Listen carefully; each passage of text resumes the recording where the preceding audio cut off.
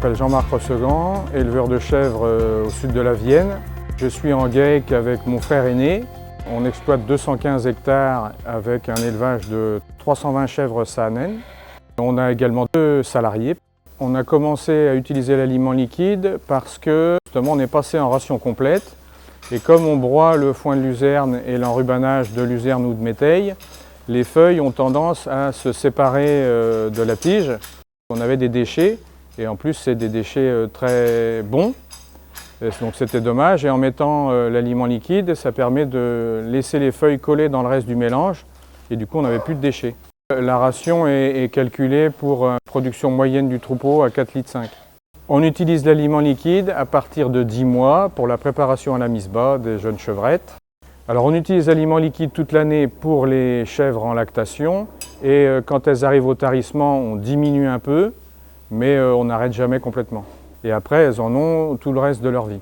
On en distribue, selon les périodes, entre 50 et 100 grammes par animal et par jour. Ici, on a un broyeur pour le foin de luzerne, un broyeur pour l'enrubanage de luzerne ou de méteille. Tout ça tombe dans la mélangeuse là-bas après avoir mis les concentrés. On rajoute à ce moment-là l'aliment liquide et on finit par un petit peu d'eau. Ça permet de coller les feuilles du fourrage dans le reste de la ration et éventuellement aussi les poussières de concentré se trouvent collées au mélange et du coup il n'y a pas de déchets. Depuis 2016, on a investi dans un distributeur d'aliments donc qui prépare le mélange et c'est une petite mélangeuse automotrice qui nous permet de distribuer aux chèvres dans la crèche ou au tapis d'alimentation.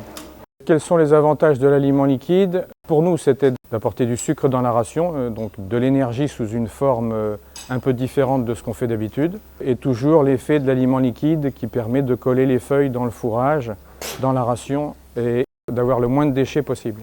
Ce qu'on a remarqué, c'est qu'on a encore amélioré le niveau d'ingestion des fourrages. Cette année, on avait un peu de mal à monter à 600 grammes d'enrubanage et nous laisser les coutons de luzerne. Lorsque le Cartalic est sorti là au mois de septembre 2021, on a été séduit par cet apport de sucre dans la ration. Et du coup, on a démarré avec ce produit depuis l'automne. Ça nous a permis de gagner encore un petit peu d'ingestion. Le sucre les attire beaucoup. On a pu monter de 100 grammes de plus que ce qui était prévu.